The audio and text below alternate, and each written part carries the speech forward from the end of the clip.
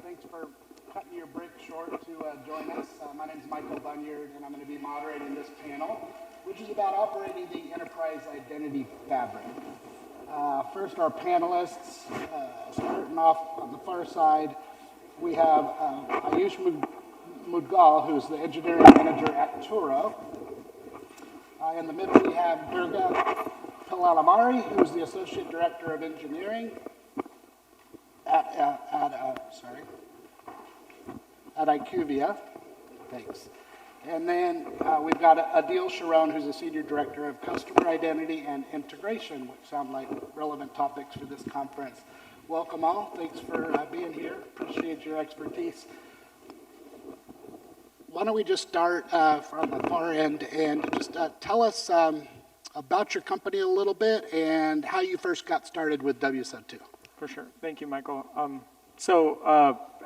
name is Ayush, as Michael introduced. Turo is a peer-to-peer car sharing marketplace, very, very similar to Airbnb, sometimes also known as Airbnb for cars.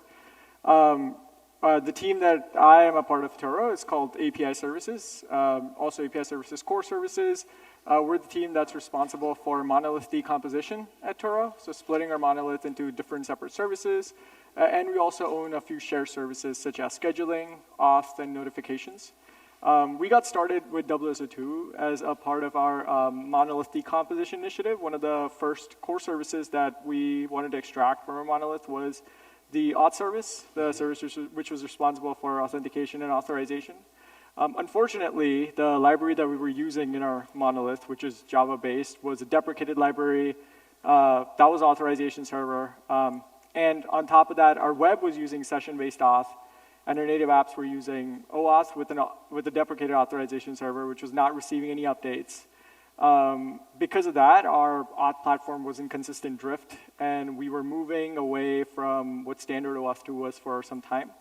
And in addition to that, it was also becoming a blocker when it came to scaling our entire platform in our system. The team was tasked at replacing it. We looked through several authorization servers in the markets, and WSO2 was pretty much the only one that kind of fit the bill because of how extensible it was.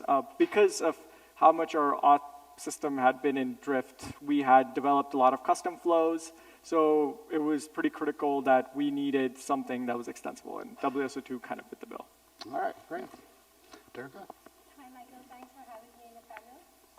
My name is Durga Pillalamarri. I'm Associate Software Development Director, Identity and Access Management within InfoSec at IQVIA. For those that are not familiar, IQVIA is a leading global provider of healthcare data technology solutions and clinical trial services for the life sciences and healthcare sectors. So we combine healthcare data with advanced analytics and AI insights to give our clients who are pharma, biotech, medical device companies, or any actually healthcare stakeholder with data, enabling them to make smarter, faster decisions, ultimately improving patient outcomes. And we have a presence in about 100 countries around the world. Our journey with WSO2 started over 6 years ago. IQVIA has hundreds of applications, and we use WSO2 as a federation broker, giving the applications that use our IAM service a seamless single sign-on experience for the users. And federation is key because it gives a good user experience to our users. Example, a seamless login if they already have an active session at their home federation. That's great. Thank you. Adeel? Yeah, thanks, Michael, for having me. My name is Adeel Sharon. I work in a company called Align Technology. Align is the parent company for a brand called Invisalign. It's an orthodontist brand. It also is the parent company for additional brands like iChero, which is the intraoral scanner, Exocad, Cubicure, quite a few. Essentially, it's the parent company for most of the leading orthodontic technology space. It's a Silicon Valley company. It's a global company. Currently, we are operating almost out of every country, everywhere, including mainland China. So I've been in Align for the last 8+ years. I joined their platform engineering team, and I run almost all the middleware engineering right now. Our started joining very similar to what Ayush mentioned. Actually, it started with we have a lot of different applications and a lot of different types of applications, be it like a web, mobile, scan, like IoT devices and others. On top of it, Align has acquired a lot of other companies. So essentially, what we had is like a lot of different IDP. Some of them are custom built, some of them are standards, but there are a lot of duplication of the data, a lot of different systems, and integration was becoming a problem. There are a lot of duplications, and essentially scaling was a problem, innovation was a problem. But at the same time, it was like we also identified it was not possible for us to be just go with a very strict identity provider to start everything. Like, okay, it's going to be very open standard based and others, and we're only going to do certain, and only this way of doing it. That's never going to work out, especially with all our Align was a company that was growing faster. So of course we cannot disrupt just doing this kind of, I would say, technical transformation. So what we needed an identity provider that is based on open standard, but it's still easy to scale, but easy to extend. Mostly like we need a solution that is easy to customize so that we can actually get everything to a common platform, and after that we can actually do whatever the, all the innovation and all the standardization we want to do. And that's how our journey started. All right, great. So the topic today is about enterprise identity fabrics. And what identity fabrics really refer to is taking multiple discrete IAM solutions and weaving them together in a cohesive way to strengthen security and provide a better experience. So let's talk about Durga on your side. You mentioned kind of as an identity broker or federation, and that's a very common case. Tell us more about what you had in place and the value that having an overarching orchestrator helped you with. Yeah, so exactly, we use WSO2 to weave together authentication sources, authorization, and governance for human and non-human identities into our identity fabric. And for authentication sources, we have workforce identities, or we have direct client users. For example, a doctor who's participating in a study, but he's participating as an individual, not affiliated with any organization. And we also have our federated partners. So WSO2 gives us a way in which we can weave all our different disparate authentication sources with a common authorization layer and even governance. Yeah, and you talked about like having a shadow account for some of those individual doctors. Yes. We have shadow accounts in a separate control plane outside of WSO2. Yes. All right, great. What about Turo? What other related identity products do you have in place? Yeah, WSO2 is pretty much the primary one that we have right now. Mm-hmm. We use WSO2 for all of our customers. As you know, all the hosts, guests which book on Turo use WSO2 to log in at the moment. Our admin, customer support agents, use WSO2 to log into their admin accounts. They also use it for user impersonation, like ghosting into users' accounts when debugging. We use it for social login purposes such as Google, Apple. We also allow certain third-party providers to integrate with us, such as Uber. You can book Turos on Uber, Expedia, Kayak, Priceline. We use WSO2 to authenticate with pretty much all of them and allow people to book cars through those platforms. Okay.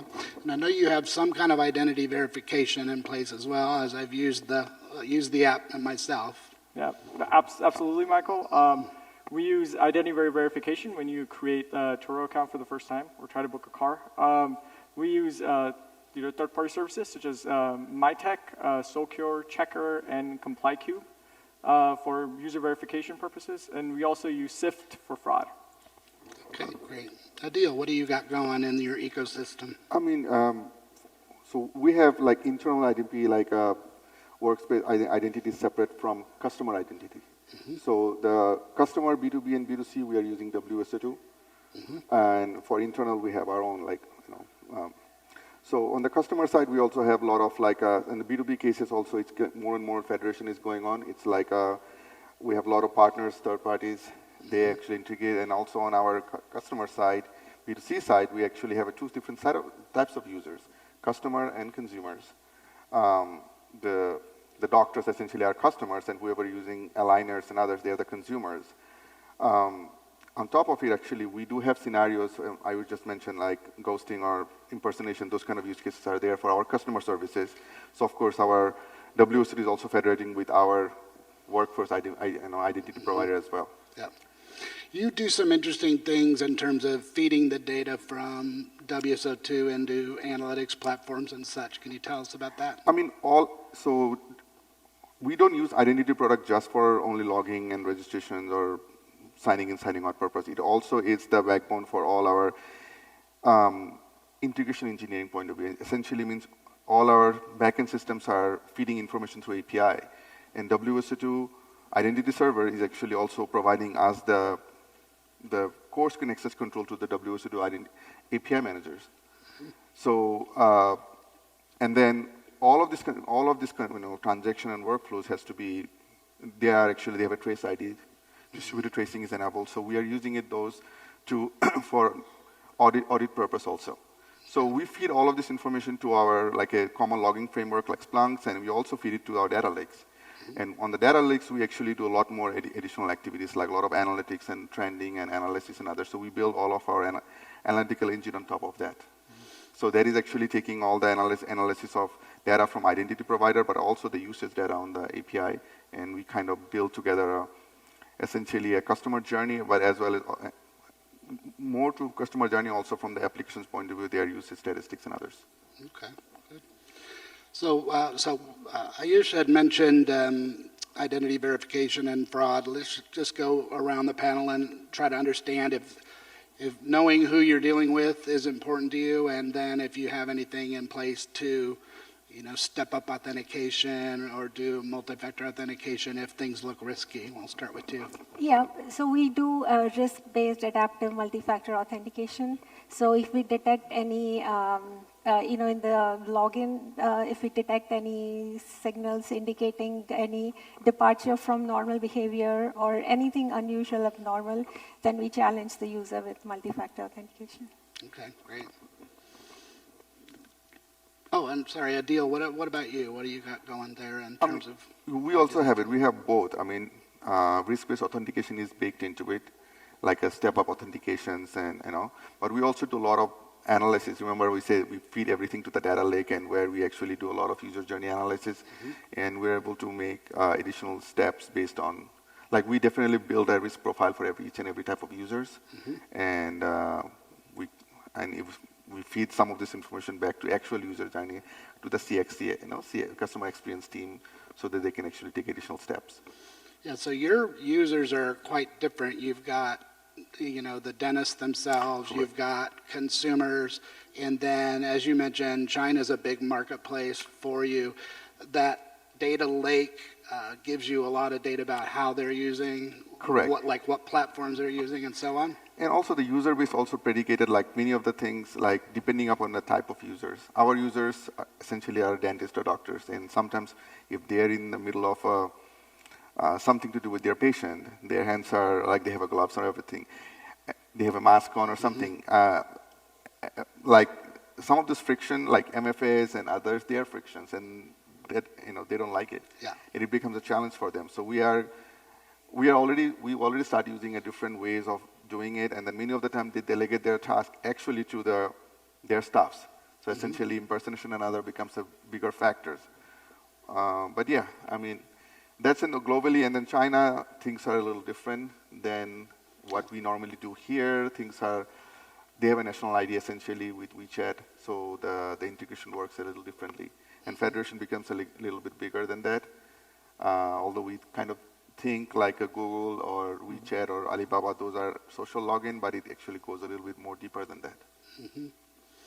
Yeah, so the idea of being concerned about fraud but not being able to introduce friction kind of enters some enters the picture sometimes.